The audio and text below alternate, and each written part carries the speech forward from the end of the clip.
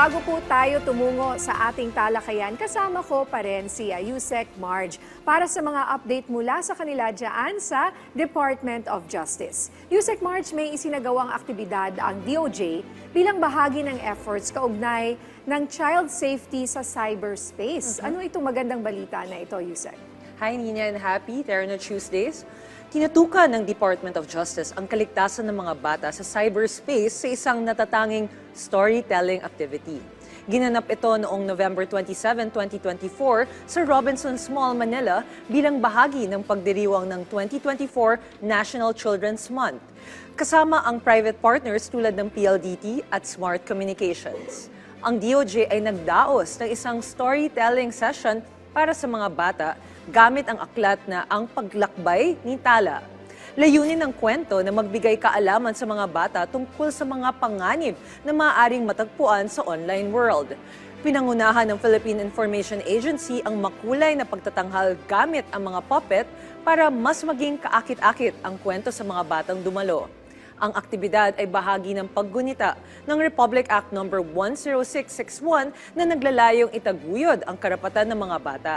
Dumalo sa aktibidad sina Undersecretary in Charge for the Interagency Council Against Trafficking, Nicholas Felix T., Assistant Secretary Michelle Lapus, at National Coordination Center Against Online Sexual Abuse or Exploitation of Children o NCC o SAEC Executive Director Barbara May Pagdilaw Flores.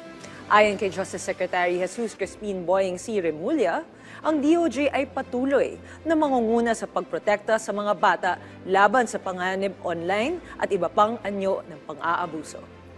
Maganda yung libro ata na yan, Yusek Marge. Saan ba kami makakakuha niyan? I will send one copy to you. Oh, thank you. Ito naman tayo sa pag-aproba ni Justice Secretary Jesus Crispin Remulla ang DOJ Development Plan for 2023 to 2028. Ano ang detalye nito, Yusek?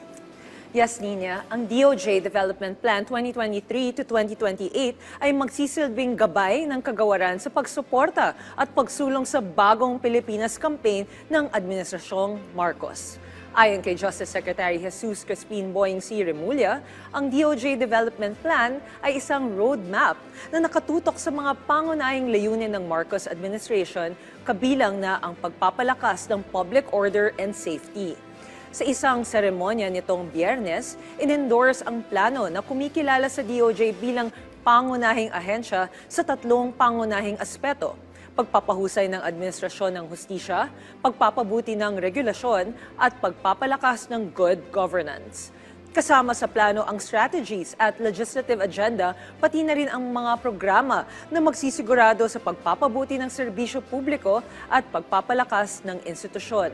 Tiniyak ni Secretary Remulla na ang development plan na ito ay magsisilbing isang matibay na gabay o action plan para sa DOJ upang magtaguyod ng isang makatarungan at epektibong justice system sa bansa. Maraming salamat sa iyo, Yusek Marge, sa mga ibinahagi mo sa aming updates mula sa Department of Justice.